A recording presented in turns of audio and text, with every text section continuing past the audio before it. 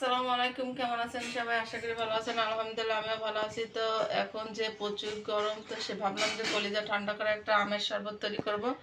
তো পুরো ভিডিওটা দেখতে থাকুন আর আমার চ্যানেলটাকে সাবস্ক্রাইব করে পাশে ঘন্টিটা বাজিয়ে দেবেন। আর এই যে দেখেন কত বড় একটা আম নিচে, এই একটা আমে অনেকখানি শরবত হবে। আমটাকে আমি এখন সুন্দর করে ছিলবো। আর আমটা মনে হচ্ছে যে একেবারে তাজা তাজা বাজার থেকে নিয়ে আসছে, আর অনেক বুতি হয়ে গেছে। এই আম দিয়ে এখন আচার দেওয়া যাবে, মানে দেখলেই বোঝা যাচ্ছে যে আমটা বতি হয়ে গেছে। তারপরও দেখি ছেলার পরে বোঝা যাবে। তো এই যে আমি সুন্দর করে একেবারে ছিলে নিচ্ছি, ছিলে এখন পোটাটাও করতেছি কি চাকু দিয়ে কেটে নিচ্ছি। আর এখন আমি আমটাকে দুই ভাগ করব। তা মনে হচ্ছে যে আঠি অনেক শক্তই হয়ে গেছে, যেটাই ভাবছিলাম।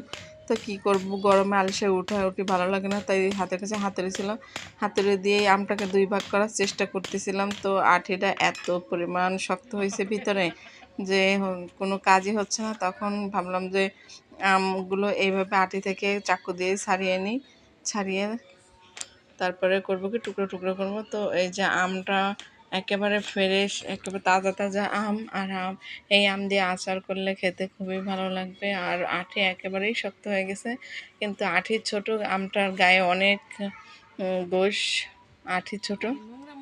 তো এই যে আমি একেবারে সুন্দর করে চাকু দিয়ে করতেছি কি আমের আঠি থেকে আমগুলো সব ছাড়িয়ে নিছি। এই যে ছোট ছোট হয়ে গেছে। আর আমটা দিয়ে সুন্দর একটা সেন্ট আসছে, অনেকগুলো আম আছে, অনেক সুন্দর সেন্ট আসে কাঁচা থেকেই। তো এই যে আমি এখন করতেছি কি সব আমগুলো এরকম ছোট ছোট করে নিচ্ছি। এই যে আমি এই যে এইটুকু দিয়ে আমি শরবত করব, আমের শরবত। একেবারে এই আমের শরবতটা খেলে অনেক ভালো লাগে, শরীরটাও ঠান্ডা হয়ে যায়, খুবই ভালো লাগে এই আমের শরবতটা। তো এর যে আমি এর ভিতরে করতেছি কি এখন ব্লেন্ডারের ভিতরে আম দিয়ে তার ভিতরে 1 গ্লাস ঠান্ডা ফ্রিজের পানি দিচ্ছি, আর দিয়ে দিচ্ছি পরিমাণ মতো লবণ, আর দিয়ে দিচ্ছি চিনি।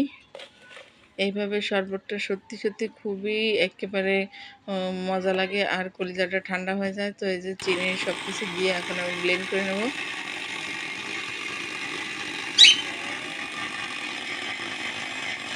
এই যে আমগুলো একেবারে পাতা পাতা হয়ে গেছে।